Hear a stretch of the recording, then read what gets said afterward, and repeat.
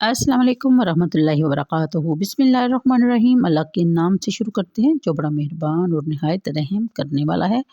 پارہ نمبر 28 سورہ الجمعہ کی آیت نمبر 10۔ پھر جب پوری ہو چکے نماز تو پھیل جاؤ اللہ کے فضل کے تلاش میں زمین میں، اور کثرت سے اللہ کو یاد کرتے رہا کرو تاکہ تم فلاح پاؤ۔ تفسیر کے مطابق یہاں چند ضروری مسائل، یعنی کہ جمعہ فرض عین ہے، اس کی فرضیت کتاب و سنت اور اجماع امت سے ثابت ہے اور اس کا انکار کفر ہے۔ قرآن کریم کی یہ آیت جمعہ کی فرضیت کی محکم دلیل ہے۔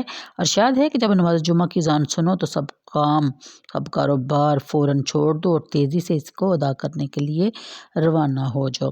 صحیح کا حکم اور خرید و فروخت چھوڑ دینے کا امر اس کی فرضیت پر واضح دلالت ہے۔ اس کے علاوہ بکثرت احادیث موجود ہیں جن سے اس کی فرضیت کا پتہ چلتا ہے۔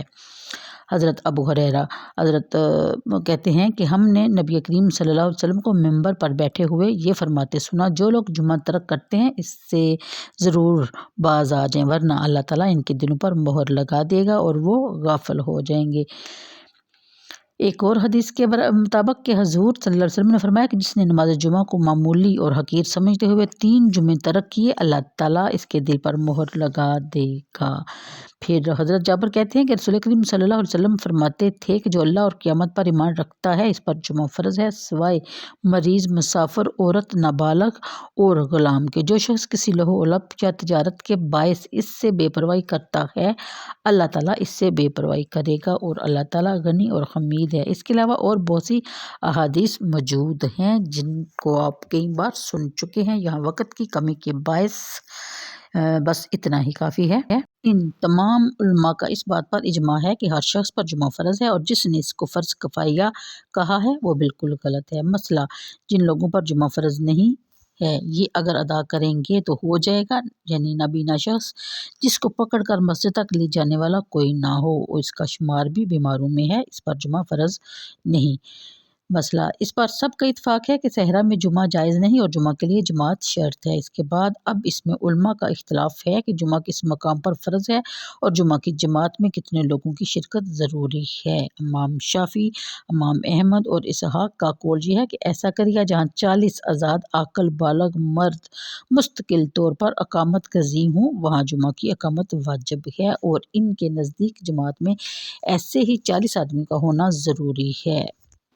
امام یوسف، امام محمد اور امام اوزاعی کے نزدیک امام سمیت 3 آدمیوں کا جماعت میں شریک ہونا ضروری ہے۔ امام صاحب کے نزدیک امام سمیت 4 آدمیوں کا ہونا ضروری ہے۔ مسئلہ امام صاحب کے نزدیک والی کا ہونا یا اس کا اذان جمعہ کی صحت کے لیے شرط ہے، اور امام مالک، شافعی اور امام احمد کے نزدیک شرط نہیں۔ مسئلہ امام صاحب کے نزدیک جمعہ کی ادائیگی کے لیے اذان شرط ہے۔ مسئلہ اگر کوئی شخص کسی گاؤں میں مقیم ہے، کیا اس پر واجب ہے کہ وہ شہر میں جا کر جمعہ ادا کرے؟ تو امام صاحب اور امام محمد صاحب کے نزدیک اس پر شہر میں آ کر جمعہ ادا کرنا واجب نہیں۔ البتہ امام ابو یوسف اور امام شافعی اور امام احمد اور اسحاق کا فتویٰ یہ ہے کہ اگر اس گاؤں تک شہر کی مؤذن کی آواز پہنچتی ہے تو اس پر جمعہ فرض ہے، ورنہ نہیں، اور امام مالک کا بھی یہی قول ہے۔ مسئلہ امام شمس العلماء سرخسی کہتے ہیں کہ حضرت امام صاحب کے مذہب کے مطابق ایک شہر میں متعدد مقامات پر نماز جمعہ ادا کی جا سکتی ہے۔ ابن حمام کہتے ہیں کہ وابہی ناحاذو ہمارا اس پر عمل ہے، لیکن یہ خیال رہے کہ بلا ضرورت ہر جگہ جمعہ کی نماز ادا کرنا اس حکمت کے منافی ہے جس کے لیے جمعہ جاری کیا گیا تھا۔ مسئلہ علامہ ابن حمام کہتے ہیں کہ اگر لوگوں پر جمعہ کی شرائط کا پایا جانا مشتبہ ہو جائے تو انہیں چاہیے کہ نماز جمعہ کے بعد 4 رکعت نماز پڑھیں اور اس کی نیت یوں کریں: آخری فرض ظہر جس کا وقت میں نے پایا ہے اور اس کو ادا نہیں کیا، اس کو ادا کر رہا ہوں۔ اگر وہاں جمعہ کی شرائط فی الواقعہ پائی جاتی ہوں گی تو یہ نفل ہو جائے گی، اگر کوئی شرط مفقود ہوگی تو یہ ظہر کے قائم مقام ہو جائے گی۔ مسئلہ انعقاد جمعہ کے لیے خطبہ شرط ہے، خطبہ کے بغیر جمعہ نہیں ہو سکتا۔ خطبہ میں 5 چیزوں کا ہونا ضروری ہے: حمد باری تعالیٰ، درود السلام، تقویٰ کی وصیت، قرأت قرآن اور اہل ایمان کے لیے دعا۔ خطبہ میں حضور نبی کریم صلی اللہ علیہ وسلم کا ذکر، خلفائے راشدین اور صحابہ کرام کا ذکر سب ذکر الہی میں داخل ہیں، لیکن اس میں ظالم بادشاہوں یا امراء کا ذکر، ان کے القاب، ان کی ثنا اور ان کی مدح کا اللہ کے ذکر کے ساتھ دور کا واسطہ بھی نہیں۔ مسئلہ اگر امام کے سلام پھیرنے سے پہلے کوئی آدمی شریک ہو جائے گا تو وہ اٹھ کر 2 رکعت ہی پڑھے گا، امام صاحب کے نزدیک اس کی نماز جمعہ ادا ہو جائے گی۔ بعض ائمہ فقہ کے نزدیک اگر نماز جمعہ کی 1 رکعت امام کے ساتھ پا لے گا تو اس کی نماز جمعہ ہوگی، ورنہ امام کے سلام پھیرنے کے بعد ظہر کی 4 رکعتیں ہی ادا کرے گا۔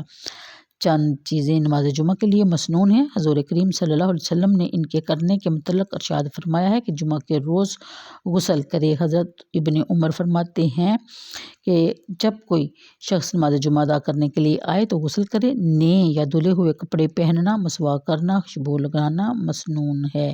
حضرت ابو ہریرہ سے مروی ہے کہ رسول کریم صلی اللہ علیہ وسلم نے ارشاد فرمایا کہ جو شخص جمعہ کے دن غسل کرے، مسواک کرے، اگر اس کے پاس خوشبو ہو تو وہ لگائے اور اچھا لباس پہنے، پھر گھر سے نکل کر مسجد کی طرف آئے، پھر لوگوں کی گردنوں کو پھاندتا ہوا آگے نہ جائے اور پھر اللہ کی توفیق سے نفل پڑھتا رہے، اور جب امام صاحب خطبہ دینے کے لیے آئیں تو خاموشی سے بیٹھ جائے، اور اس کا یہ عمل کفارہ بن جائے گا اس کی ان کوتاہیوں کا اور غفلتوں کا جو اس نے گزشتہ جمعے سے اس جمعے تک اس سے سرزد ہوئی یا کی۔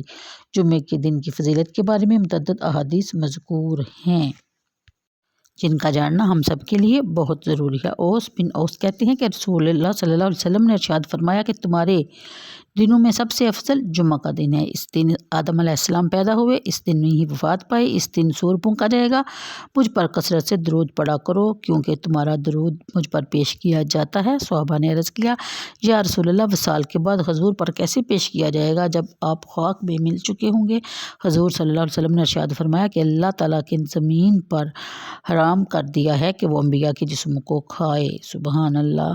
اسی ارشاد سے حضور صلی اللہ علیہ وسلم نے صحابہ کی اس غلطی کی اصلاح کر دی۔ ایک دوسری حدیث سماعت فرمائیے کہ حضرت ابو درداء رضی اللہ تعالیٰ عنہ کہتے ہیں کہ رسول کریم صلی اللہ علیہ وسلم نے ارشاد فرمایا کہ جمعہ کے دن کثرت سے مجھ پر درود پڑھا کرو کیونکہ اس دن کثرت سے ملائکہ حاضر ہوتے ہیں، اور جب بھی کوئی شخص مجھ پر درود پڑھتا ہے تو اس کے فارغ ہونے سے پہلے وہ درود مجھ پر پیش کیا جاتا ہے۔ سبحان اللہ۔ میں نے عرض کیا وفات کے بعد بھی حضور صلی اللہ علیہ وسلم نے فرمایا اللہ تعالیٰ نے زمین پر انبیاء کے جساد کو حرام کر دیا ہے، پس اللہ کا نبی اپنے مزار میں زندہ ہے اور اسے رزق دیا جاتا ہے۔ اور حدیث شریف میں یہ بھی ہے کہ جو شخص جمعہ کے دن یا جمعہ کی رات فوت ہوتا ہے قبر کے فتنے سے اللہ پاک اسے محفوظ رکھتا ہے۔ سبحان اللہ۔